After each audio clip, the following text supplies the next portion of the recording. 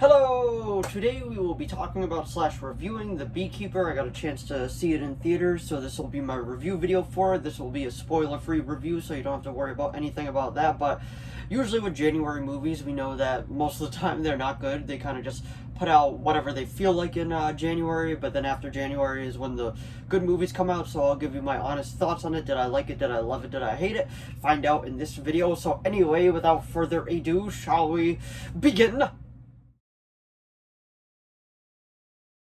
So, The Beekeeper starring Jason Statham, and it's directed by David Ayer from the first Suicide Squad movie. Say what you want about that one, but he has done some other good ones too. But I saw the trailer for this before we even decided to go see it in theaters, and honestly, I thought it was just like, it looked okay. It didn't look amazing by any means, but it looked like a typical Jason Statham movie where I feel like you would at least walk out of the movie being like, okay, that wasn't bad. It was a fun way to kill like an hour and 40 minutes.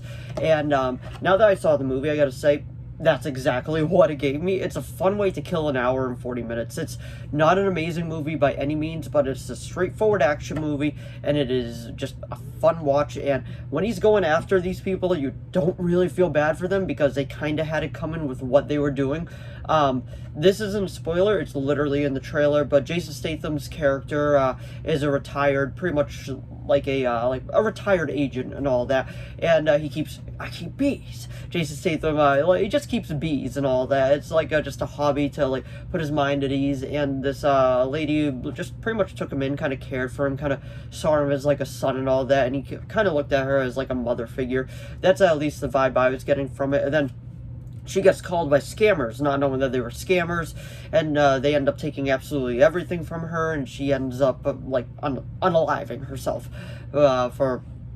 Yeah, that's the best term I'm going to use for that one, but that's in the trailer, so I don't consider that a spoiler. And then he pretty much comes out of retirement, and he hunts all of them down. Josh Hutcherson is in this, too. I didn't know that, and he plays just a little jerk. That's the nicest way to put it, but yeah, he's the one that runs the scamming operations and all that. Jeremy Irons is in it, too, but he's more of a supporting role. He's more on the side, like he isn't like full-time, like all the way in there, but he is still super fun to watch. And I gotta say, like, Jeremy Irons in anything I'll give a watch. I mean, he was Scarred and Be Prepared. He was Alfred Pennyworth. Like, the guy has just been all over, and honestly, he's just a whole lot of fun to watch. But once Jason starts going to town on all these people like that was when this movie was at its peak. I feel like it would have been okay if they trimmed like 10-15 minutes off of it, because I think altogether it was an hour and 45 minutes, and one of my biggest complaints isn't a spoiler because I'm not going to go into details about it, but the movie ends very abruptly. Like, all of a sudden it's just like, it's over, and I'm like, wait, what, that's it? Like, there's no epilogue, there's nothing else. That's just how they decide to go about ending the movie. But I mean, I guess it is what it is. It's a fun time.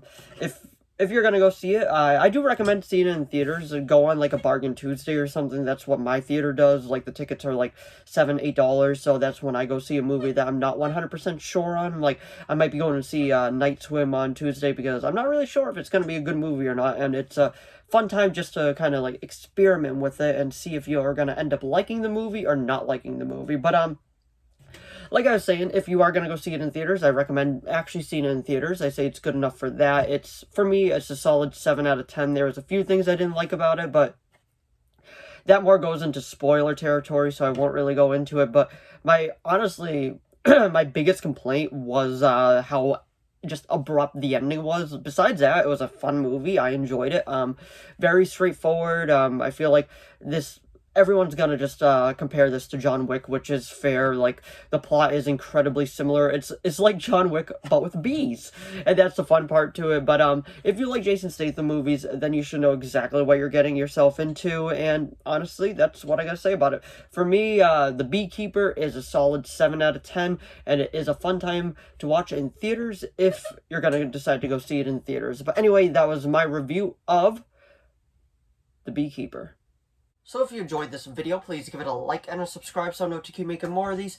If you have any video requests, please leave them down in the comments below. I'll do my best to reply. As of now, I have a few video requests and those are being made, so keep an eye out for those. But if you do have any more, just let me know. As long as it's within my capability of making it, I will be making it.